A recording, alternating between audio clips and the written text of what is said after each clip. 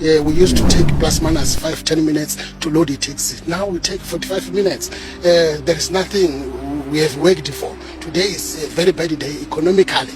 You understand? We are not gonna make anything whatsoever. It's just African diaspora traveling into South Africa, and we've seen a lot of cancellations happening with those tourists that we've been able to book throughout this time. So the cancellation of African people traveling into the country and without tours, that cancellation number has almost like increased very drastically. So that's not the everyday really life.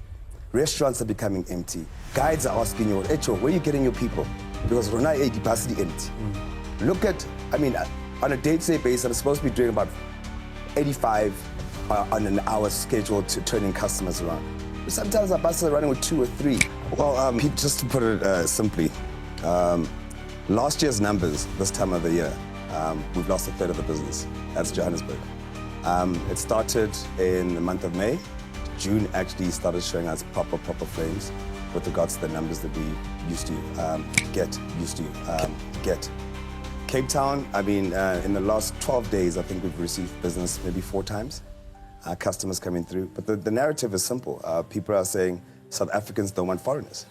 And that's what I said, that narrative needs to change. Whether it's media, whether it's government, we need people to actually give out the right messaging to say that in South Africa, foreigners who are legally documented are able to come into the township spaces, are able to get into the CBDs, and it's safe for them. African travelers, it really has made them reconsider the fact that they are traveling. So it really is also about us as a business trying to it really is also about us as a business trying to be at the forefront of this narrative and say that we put measures in place to ensure that safety is prioritized when we are doing tours, when we are taking people into Soweto, into the inner city, really trying to ensure that safety becomes a priority. People in those buses. But because our business is so unique, we run a circuit business. So people can hop on and hop off right through Soweto. And then chaperones have got to walk with them in the streets. If people can't hop off the buses, there's no point in them coming. That safety element is needed. We can see that when you have the meetings, you keep saying, how do we bring these numbers back? And we sat down and had a strategic session to say, where are these people that we're missing out of? And that's when it came out. These African internationals, it's impacting us. The Chinese, they're impacting us. A lot of the Germans aren't coming through. The Chinese, so we've got to. A lot of the Germans aren't coming through. So we've got to do something differently for Mandela Month. The spirit of Mandela, the spirit of Ubuntu must come out in Mandela Month. We must speak to a South Africa that's welcoming, because currently the narrative of South Africa is very unwelcoming.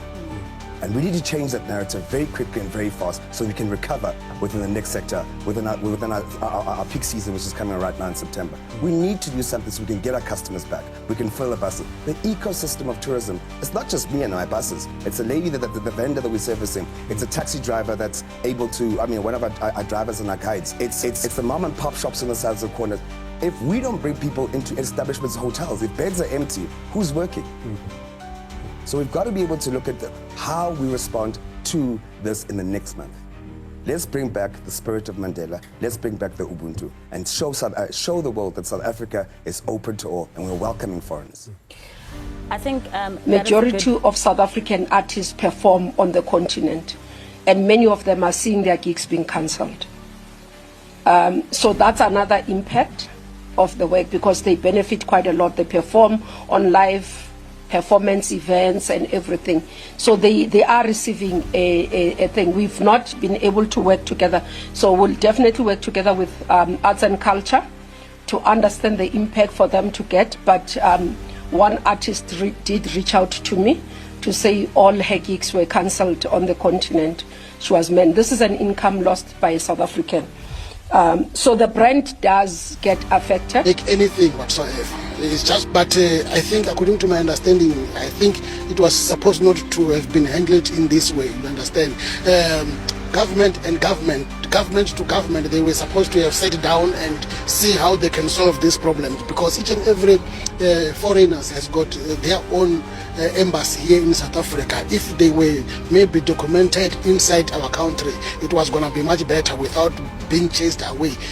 But if they have gone to their countries and came back with the papers or documentation is still fine, but we are still going to suffer because they are not going to come back tomorrow. They will still take time to fix their documentation in their own countries and come back. Some of them, they will not come back, you understand. Also here in this street, I think we are seeing shops closed, you understand. It's not only here, generally it's all over, you understand. Now, which means we do not own anything whatsoever. These shops are theirs, for foreigners. Economically, we are going to suffer, South Africans. Maybe we will build, it's a learning curve from today onwards, how we are going to rebuild our country, how we are going to